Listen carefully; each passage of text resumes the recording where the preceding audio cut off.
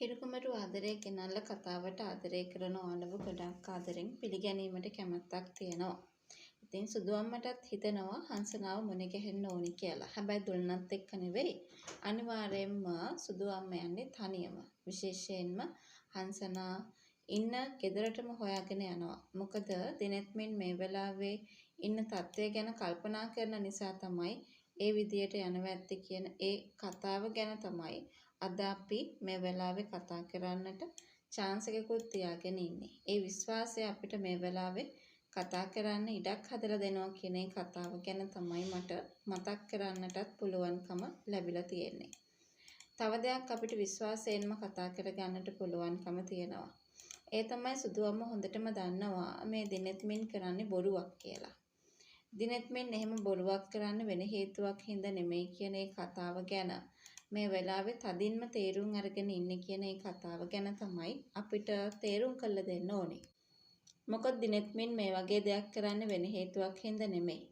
දිනෙත්මින්ට බයයි හංසනාට කරදරයක් වෙයි කියලා. ඉතින් ඒක බොරු බයක් නෙමෙයි. මොකද පහුගිය කාලෙත් හංසනාට ගොඩාක් කරදර වෙන්න සිද්ධ වුණ තැන් කීපයක් ගැන තමයි අපිට මේ වෙලාවේ කතා කරගන්නට ඉඩක් හදලා දීලා තියෙන්නේ කියන ඒ කතාව තමයි අපිට මේ වෙලාවේ මතක් කරන්නට හැකියාවක් ලැබෙන්නේ කියන ඒ කතාව ගැන තමයි මම මේ වෙලාවේ ඔබ දැනුවත් කරලා කතා කරන්නට ඕනේ.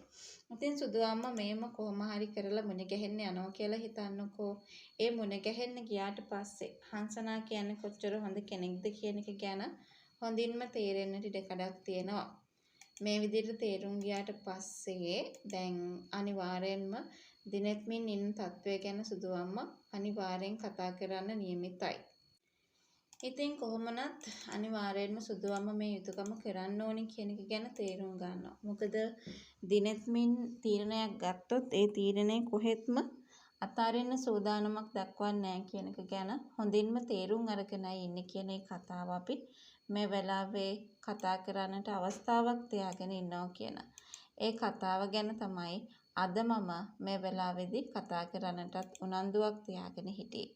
ඒ විශ්වාසය අපිට මේ වෙලාවේ කතා කරගෙන යන්නට හැකියාවක් ලැබිලා තියෙනවා කියන ඒ කතාව ගැන තමයි මම මේ වෙලාවේ ඔයාට මතක් කරන්නට පුළුවන්කමකුත් තියෙන කියන ඒ කතාව අද විශ්වාසයෙන් කියනවා.